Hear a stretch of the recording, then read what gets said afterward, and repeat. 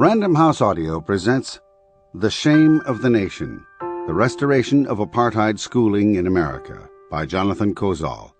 Read for you by Harry Chase.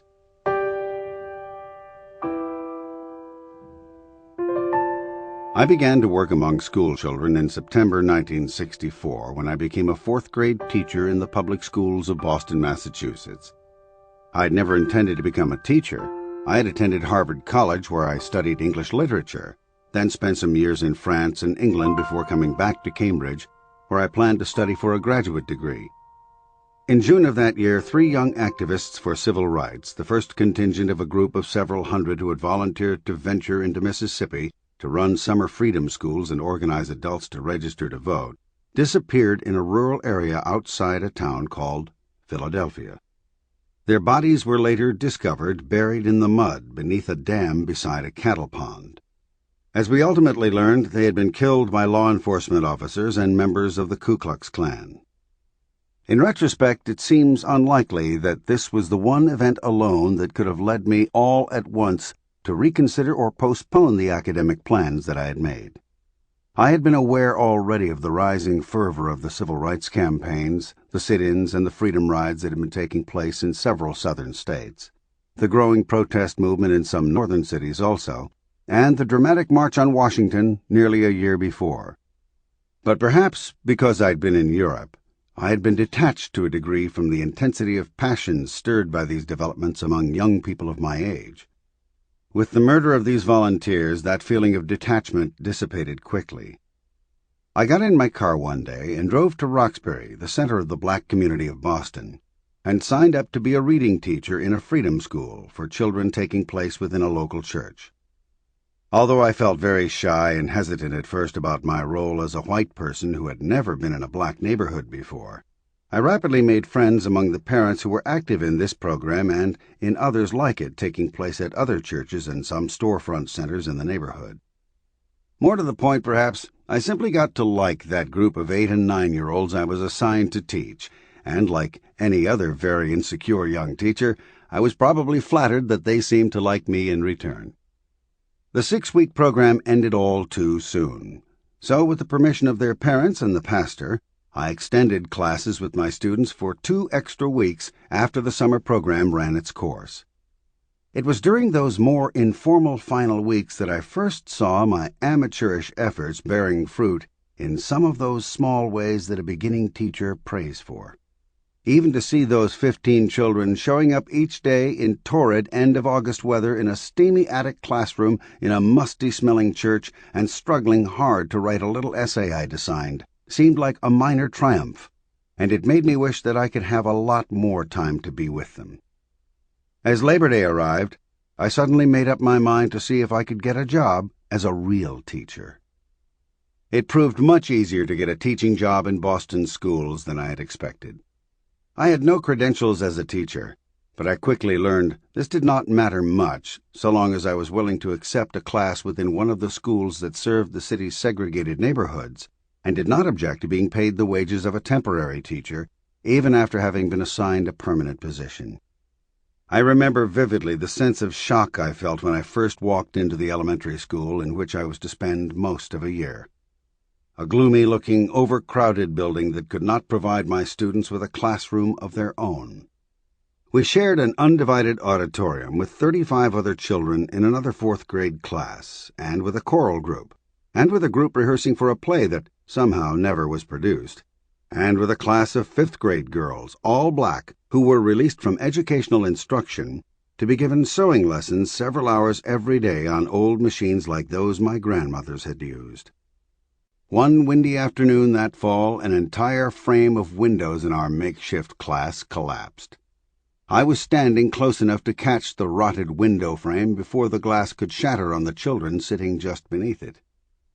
Some of the children seemed to have accepted these conditions, or at least did not appear to feel that they had the right to question them. Others did not suffer these indignities so passively, but seemed to simmer with hostility toward many of the teachers and the principal. The anger of these students, which erupted typically when they were not in class, but in the corridors or stairways, going to the bathroom, for example, was efficiently suppressed. Children who misbehaved were taken to the basement of the school, where whippings were administered by an older teacher who employed a rattan whip, which he first dipped in vinegar in order to intensify the pain that it inflicted on a child's outstretched hands.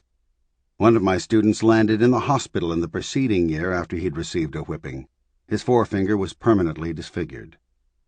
In the spring, the principal assigned me to another fourth-grade class that had a classroom of its own but was in a state of chaos because it had a string of substitute teachers almost the entire year.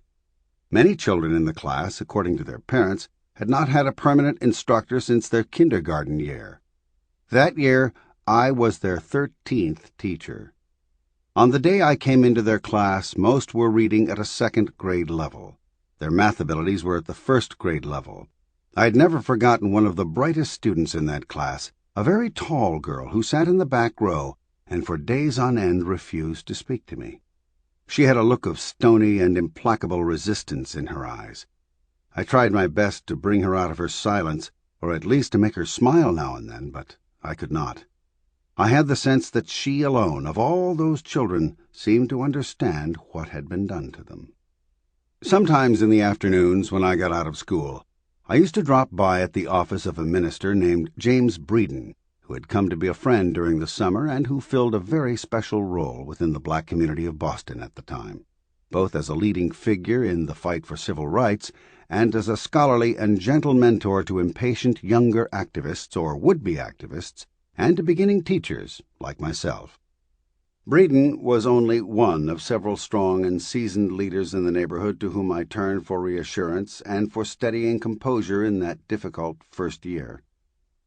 Over the next 2 years, after I rented an apartment in the area and made more friendships there, I grew increasingly attached to several of the older parent leaders, women for the most part, some of whom had been to 2-year colleges, some to 4-year colleges in Massachusetts, others to traditional black institutions in the South, where they had been immersed in the first stages of the civil rights campaigns and had been shaped by this politically. These were eloquent and straight-talking people who did not equivocate in speaking of the damage done to children by their racial isolation in these poorly staffed and overcrowded schools, and by the disrepair and squalor that surrounded them. Many of the neighborhood leaders were deeply religious people, and they used a biblical language, evil, sin, abomination, to encompass the realities their children and the children of their neighbors underwent. Denunciation and excoriation and politically expensive confrontation were the morally demanding social gospel that these leaders preached. Even when, as in the case of Reverend Breeden, they spoke softly and with meditative self-restraint, the message that they gave their youthful followers, many, like myself, were white and were the graduates of local universities and colleges, was luminous and clear in the explicit challenge that it posed to structural arrangements from which some of us had benefited greatly, and in many cases, up to now, with equanimity. There was a high level of political sophistication among those in leadership positions in the black community, and in the course of framing goals and analyzing structures, they recognized the multitude of different forces that diminished opportunity for children in the neighborhood.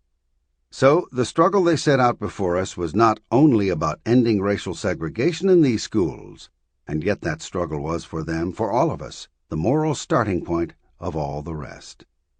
The goal was not to find a more efficient way of governing a segregated school. The goal was not to find a more ingenious way of teaching vowel sounds and consonant blends to segregated children. The goal was not to find a more inventive way of introducing pieces of essential knowledge, dates of wars, or names of kings, or multiples of 9 into the minds of segregated children. The goal was not to figure out a way to run a more severe and strictly regimented school for segregated children, or at the opposite extreme, a more progressive and more innovative school for segregated children. Nor, as welcome as this might have been, was it to build a smaller school or physically more pleasing school for segregated children. The goal was to unlock the chains that held these children within caste and color sequestration and divorce them from the mainstream of American society. I spent in all about a decade working with black school children in Boston, first in the public schools themselves. I also taught for 2 years in an integrated public school in Newton, a suburban town that pioneered a voluntary integration program that continues to the present day.